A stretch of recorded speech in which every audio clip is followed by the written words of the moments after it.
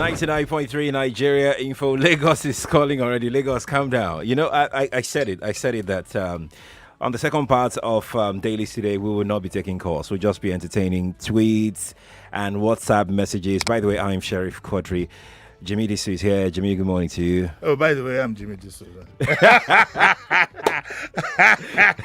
Morning, everybody. Morning. How far now?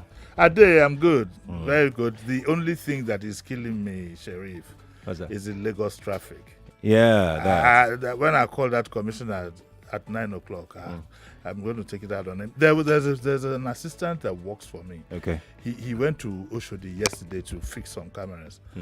I called him at 3:30. He got home at 9. Oh, my word. Yes. Amani. You know Amani? Yes, He I got do. home at 9.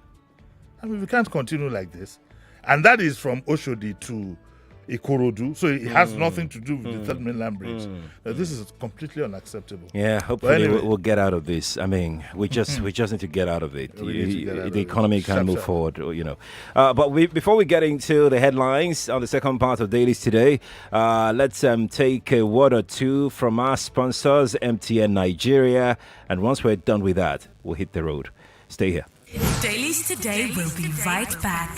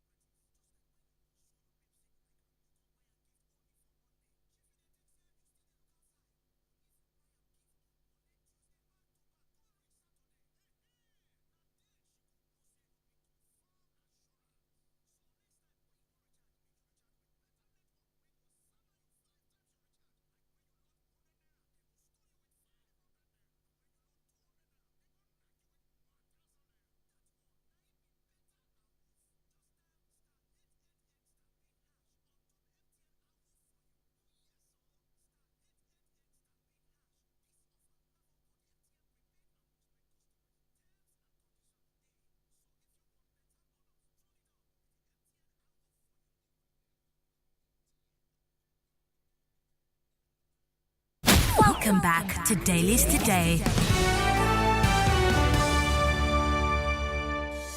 Dailies Today on 99.3 Nigeria Info.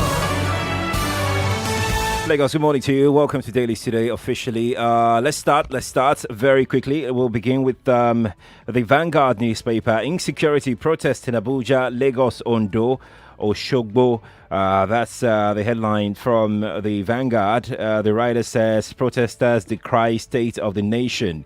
In Abuja, security men spray protester. They arrested, released COVID-19 protocols. Violators, not protesters. FCT Police Command. Jimmy, there you go. Yeah. It's amazing about the way we do things here. Way back when I was in university in 1975, this was the same manner in which we protested. So the question to ask is, why do you keep doing the same thing that is expected? In the first instance, I think the public needs to be a bit discerning to find out if these protesters are actually protesters or they are people planted by God. I'm not accusing them of anything, but just for us to have an open mind. Or because what usually happens is that any smart government would protest before you even think about it. They would organize something because this same idea of going somewhere shouting, rallies, and you need deep thinking to get proper results from these protests. You don't need to hit the streets anymore. Those things are gone. It doesn't work here. The same thing, you hit the protest, you hit the streets, you are tear gas, nothing comes out of it. Because you do have a lot of activists in this country who do these things for reasons other than stated. So what am I saying? I'm not accusing anybody, please. I'm just having an open mind. I'm saying that we need to go back to the drawing table and look at other means of protest that are effective. I'm out of retirement from that kind of thing. I've done my part. But I'm saying, but for example, if I'm at a public function and there's some so-called dignitary that I suspect has been involved in this and that, I say, could you please all stand for so and so? I'll remain seated. You understand? Right. You could decide that, look, today all of us are going to wear black. Today, there are various ways you could protest with your vote. Stop hitting the streets and putting your life in jeopardy. It doesn't make sense anymore. These people don't value your life. It would stop all this political masturbation. It would pass away like it had done in the past. The labor unions took us down, especially during the time of Oshomole. Right. Go and read an article by Richard Akinola, and you will see the truth behind these things. In most cases, you are set up. So we need to form other, and luckily we have a social media, we have other ways, non-violent, please, by which we must protest. Now, do we need a protest? Of course we do. We cannot continue to allow this set of people run our lives. I'm not talking of any party or any government across the board. Right. We cannot continue with what we have. So let us start all over again. Jimmy, it seems that that's the only way that you can vehemently say that this is wrong, like hitting the streets. To achieve what? To achieve whatever it is that you're asking for. I mean, sitting down during national anthem, wearing black. Some people won't even think of... Listen, look, that's just an example of what I will call quiet civil protest, making life uncomfortable for these people. Hitting the streets is nothing. At the time you're on the streets, these people are probably even abroad, the bulk of them. So you need a new thinking. You hit the streets, you put your life on the risk. It's not being effective. What I'm saying is that we need to look at subtle things that we can start to do to resist. Stop taking selfies with these people. Right. I'm talking about identified people. I'm not saying across the board. Right. So we need a new thinking. How exactly we can protest and make our feelings. So we have the social media. Stop going to porn sites and wasting time, spending hours watching 10 people in a house and so on and so forth. Let's all get very active. The thing is to start to make life slightly uncomfortable, bit by bit, to those who are concerned, without violence. Okay, let's take. If you're tweeting, please add hashtag Morning Crossfire. It's very important. Hashtag Morning Crossfire, and we're streaming live, by the way, on Facebook and YouTube. Nigeria Info 99.3. Search for it. The logo is NI, and you'll be able to watch Jimi and myself. And drop your comments below the video stream there. Let's stick with the Vanguard for a moment. 2023, we will back IPOB to actualize Biafra if Wodo is talking. It comes with 3 riders. Nigeria will break if North refuses South presidency in 2023. Senator Okon reiterates support for Igbo presidency. Rotational presidency will enhance national unity. Akpolono Abia minority leader is talking there. Let's take a look at that story very quickly. Nwodo, who was also the former governor of Enugu State, while speaking, said he's also the former national secretary of PDP. He said Indigbo have suffered grievous marginalization in Nigeria and should be given a chance to produce a president for the sake of equity and national unity. He said this during an exclusive interview with Vanguard on Tuesday, adding that Southeast geopolitical zone has been persecuted for over 50 years, even though the region is more patriotic than any other geopolitical zone in terms of economic development of the nation. Yeah, first of all, let me make it absolutely clear to everybody that I'm one of those who believe that it would be nice, it would be appropriate, it would be fair Okay. if we had a president of Igbo extraction in 2023. But it's not going to be done by fiat. And our political leaders need to be absolutely careful. Politics is about numbers. Politics is about negotiation. Politics is not about fire and brimstone, because your followers could jolly well misunderstand what you're saying. What would happen, for example, if the powers that be decided to call Nwodo's bluff? Has he thought about it deeply? When I hear about this Biafra agitation, I ask myself, who are the greatest enemies of the Igbos? Who are the enemies, so-called enemies of the Yorubas? It's their own leaders within. The other time there was this Yoruba group that said I should come and join them. Yorubas are marginalized. I said, I'm not. Is it an Hausa man that is marginalizing me in my own state here? Back to Nwodo's statement. That is not how to play politics. How? That is not how to play. You don't bring out an AK-47 and tell people we must be the leader. It's about negotiation. Okay. And the late Issa Funtua was a bit misunderstood, maybe because his personality covered, what he was trying to say. Right. It is strictly about negotiations. You go, you sit there, and it's about numbers. After all, what is democracy? Casting of votes. Right. That is where the power lies. Right. So I would like Nwodo and the other Igbo leaders to start work now. Start work now. It is not by accident that Abiola became president, won the election in 93. 93. Right. It was not and it wasn't also by bringing out a gun or whatever that Obasanjo later emerged. There are ways and tactics. It's by negotiation. You don't terrorize people into voting for Would negotiation work? Maybe there have been negotiations in the past and nothing came out of it. Just maybe. I'm just saying, Jimmy. I mean, look at it. For 50 years, I'm going to say negotiation. how can you say that nobody has negotiated in the past 50 years? I mean, is that even reasonable to start with? 50 years. See, at the end of the day, it's about numbers. Yeah, I agree with you. This is not it's about numbers. It's about casting votes. It's about numbers. If you've negotiated in the past, look, Abiola beat Tofa in Kano. That tells you something. Right. So it's about numbers. It's about tactics. It's about negotiations. It's definitely not about rough, by saying that, we will leave Nigeria. Who is going to be intimidated by that threat? No, let's be honest with ourselves. We need to tell ourselves some home truths. You don't go towards an election and say, if you don't vote for us, we are going. What if your bluff is called? Are you ready? Are you ready to be an expatriate in a place where you've been well established? So let our politicians get real and not mislead our people. Right. Okay? Let our politicians... First, I believe that most problems of Nigerians is localized. It's always easy for politicians to point fingers at the other person when they themselves have caused the problem locally. So I'd like Chief Nwodo, and he is a politician, he's won an election before. Right. He knows that it is strictly about numbers and not about threats.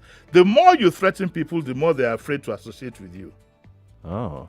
Yes. That sounds logical, actually. Yes, the more you threaten people, the less likely they want to associate with you. And like I said, people should remember, very quickly, I'd like to say this very quickly, those who are the Biafra advocates, if you had a Biafra today, it wouldn't be the Biafra of the 1967 or whatever it was, 68 thereabouts. It definitely will not be. It would not include Cross River. It would not include Bayelsa. Things have changed. A lot has changed. And then there's been a lot of fluidity. Now, nobody is going anywhere. Even when I get these things that there'll be Oduduwa, there's no Oduduwa. Nobody is interested. Our young people, we don't have those barriers are gone. Those barriers are gone. So why do you think the elites keep playing this card? It's because they are dangerous people. That is what they live on. Do you know the number of big boys, number of elite in this country who have not done a hard day's work? All they live on is politics, begging, stealing, and stuff like that. There's one minister that I know, he's one very vocal. Apart from being a minister, he should come and tell me what job he has ever done. Apart from being a minister. So how does he live? How do you have in a country like ours husband and wife being activists? What do they live on? The whole thing is a scam. The whole thing, everybody is trying to get onto the scam, get onto the scam, what I would call the scam boss, and it's working. Sheriff, make a little noise and you're recognized. Make a little noise and you're settled. What is fueling that? Why is it working? Why is there space for that kind of... I can tell you, it is the ignorance of our people. They fall for these things all the time. To be honest with you, ask the average Igbo man himself doing legitimate business in Lagos, does he want any Biafra? I have loads of them that are my friends. In fact, one of my very best friends is an Igbo man from 1975 till date. Never had a problem with him. You tell that this friend of mine is hearing me now. If you threaten him, he has to leave Lagos. He might not even be able to find his way to my friend, okay, the elite use this. They know what they're doing. Right. You see, if you look at the loudest noises on things like this, let them go and carry a ballot box in their local area and see if they will win. You know, we were all surprised I think it was the SDP election when Gawan lost in his ward. Yeah. So you have a lot of them. I call them newspaper politicians, newspaper activists. The whole thing has become a racket. All right, let's Jimmy, let's take some tweets very quickly. Steve Obiako on Twitter says, the truth is that some parts of the country have stifled every approach of negotiation and made it look like some are born to rule while others are meant to follow. Igbo presidency will be a statement of unity. Let me ask you, Obiako, what he said? Somewhat negotiation, or what did he say? They stifled. Where is that part again? He used the word. They stifled negotiation or something? He said they've stifled every approach of negotiation. He should tell us 2 approaches of negotiations that he knows. The truth is there has been none. There has been none. Look, in the politics of Nigeria, I give 2 black power salutes to the Northerners. They know how to play politics. Make less noise, act on the ground, and get what you want. Sometimes when it appears as if you have to put things in the balance, nominate a representative for them, just like the Western world did for the Arab world in giving them a TV station. That's what I was saying about these protests that we had, that some of these protesters, I'm not saying in this case, but in certain cases, I know some of them might be governments, just let us make noise so that, but by the way, I forgot to mention earlier on that the government shouldn't sit back and think that they've gotten everything, the politicians rather, they've gotten everything under control. There is something Yorubas call ikusinu. I don't know how to translate that. You are better, you might be better in Yoruba than I am. No, I'm not. But because you cannot get the proper English word, but what it says, what ikusinu tells you is that grumbling. Something it's even deeper than that. Yeah. Something that is brewing. There is problem brewing in this country, and nobody should be fooled. And I keep saying, the 2 incidents that took place, that is the guy who did the video, and it is a signal that all is not well. That all is not well. And we all need to be very, very careful that things do not erupt. Things do not erupt suddenly. Right.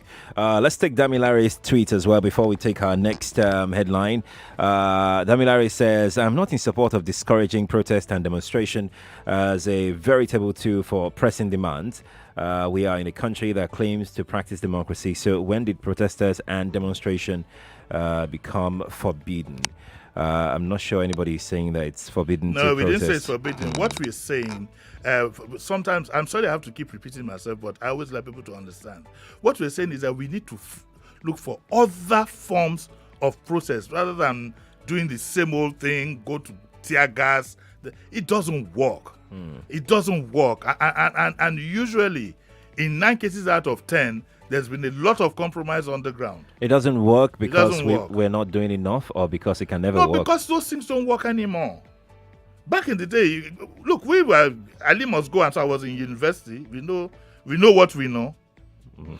That you cannot say. That we cannot say. Okay, let's quickly take this headline, and it's quite interesting.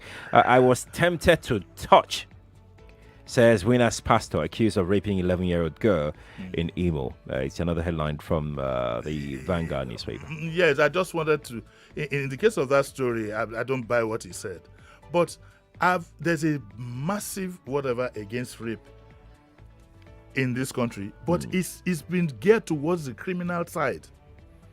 I'd also like us to pay attention to see if there are mental health challenges involved in these things.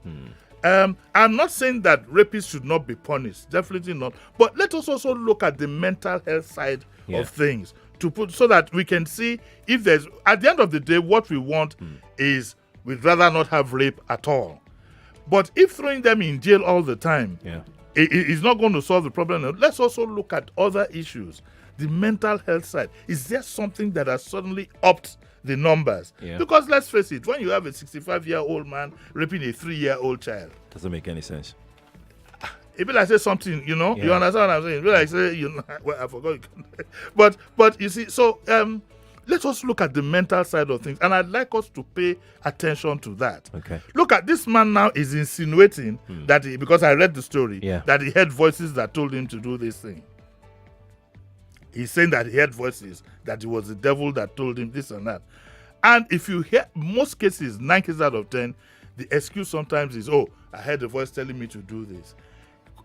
Don't throw the baby away with the bathwater. So there could be more. Let's open our minds. Let's open our minds to the mental side of things and see whether is it something in our diet, is it something we're breathing, and this is just a joke. Really. But let us see if there is something that is pushing people to commit this thing. The question to ask, Sheriff, which I'd like to ask you, is people sometimes say to me, these things have been in existence is because there was no social media to highlight them, and that people are being more open. Do you believe that? I don't think so. I don't think there was this much. There was this much rape. I don't think so. It wasn't that there was never, but maybe it was never this much back then. Look, sometimes in the newspaper you have 4, 5, 6 in one day. Right. And those are just that a few that could make it to the papers. And then it's getting more and more bizarre. Yeah. Could it be for ritual purposes? These are the things that the Social Welfare Department of Government needs to look into. If it is for ritual purposes, then you now need to step up a campaign to disabuse people's minds, to let them know that these things don't work. Just like we were trying to do with albinos. Right. Okay, they become endangered human beings because of. So we need to change the narrative. Right, Jimmy. 7:53 is the time, so we have a couple of more headlines to just read through. Lagos reviews 2018 land use charge, waived 3-year penalties for defaulters 2017, 2018, and 2019. So they're going back to pre-Ambode land use charge. I'm glad you said it, not me. I don't know why. I don't know why some people thought I had it in for the gentleman. I didn't. It wasn't anything personal. But I think we thank God for little mercies. Better late than never. This could have been done. Maybe this is being done now to bring down the heat. Because the government as we speak now is not the most popular government Lagos ever had. Whatever reasons you might want to give, is COVID, is this, is that. The truth is Lagos is not working. Lagos is not working, and the governor needs to step up. Lagos is definitely not working. Traffic, environment, name it. Lagos is not working. So, but this is commendable. It's commendable. We thank them for it. In Nigeria, in this part of the world, when government gives you water, you thank them. Gives you this, so we thank them. Even though it's something that they should do, it's their responsibility. Yes, but we thank them. We thank them. All right. Let's touch on this. SAC pilots threatened to go on strike. You must have heard about the Bristol and Air Peace. And Air Peace says, I mean, my friend is a pilot. My friend of almost only God knows how many years, and I'm quite close to him. The truth is, a lot more businesses are going to face these challenges. The unfortunate part is that there are some businesses, I'm not saying in this particular case, that are taking advantage of the COVID crisis. You understand? To reorganize their businesses and whatever. At face value, it looks okay, but we are talking of human beings now. Okay, we are talking, and this is where Labour would have stepped in. That even if you are going to sack these people, let's negotiate their exit. But we have a Labour union that is completely dead. Completely dead. Completely dead. And it brings to mind what I said earlier about how government has penetrated. The politicians are wise people. All the unions, virtually almost all unions, have some element, a bit of government fingers here and there. And they do that for a reason. Imagine this happening now. The unions are quiet. Dead quiet. It's true. We've not actually heard anything. You From don't have a Labour union.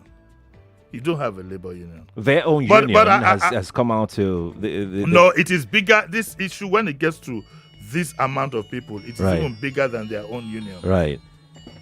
So what would be the best thing for the Labour? I mean, the NLC, for instance, maybe the TUC is involved in this case, because I mean, you'll be wondering, like, why would the TUC or ULC? I'm not sure which one this particular situation falls under. I'm not sure if it's under ULC or TUC or NLC. That they're too much these days, really. It's getting very hard to. No, they have their unions, and I would assume that, of course, they will fall under NLC. Okay. But then the NLC itself is divided. You have two NLCs. Deliberately so.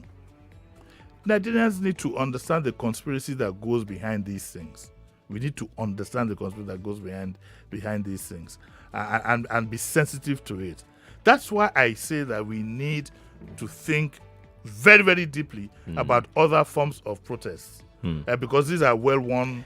Talking about protests, Jimmy, Femi Viper says, good day, Uncle Jimmy. Viper. We've been doing hashtags for months now. Had anything changed? Serap seeking FOI scenes. Has any governor listened to them? NSAS, and they're still killing us? Well, this is one out of many. Don't stop. In the first instance, don't stop. These things have a way of piling up. But you cannot rely on just one tag. It's going to be a long process. Okay. Changing things around is not going to be an event.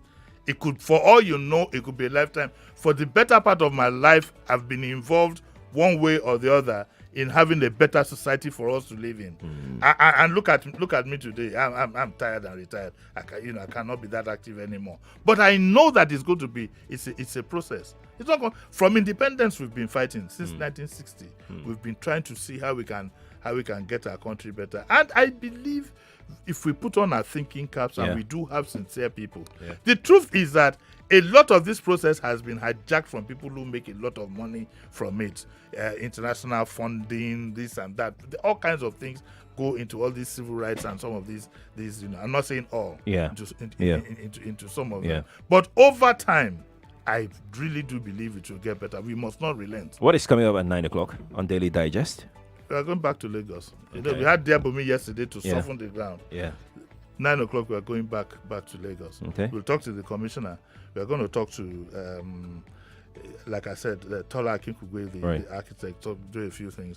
And then the rest of it, of course, we are going to now allow the people to express themselves in clean and clear language. Okay, fantastic. Join Jimmy Disu 9 o'clock on 99.3 Nigeria Info. You can watch that particular show as well on Facebook and YouTube. Nigeria Info 99.3. Jimmy, thank you for coming. God bless you, Sherry. All right. After this break, we'll bring you the news and then we'll delve into hashtag Revolution Now protest. Lester Wilcox will be joining me. Good morning to you, Lagos. Dailies Today will be right back.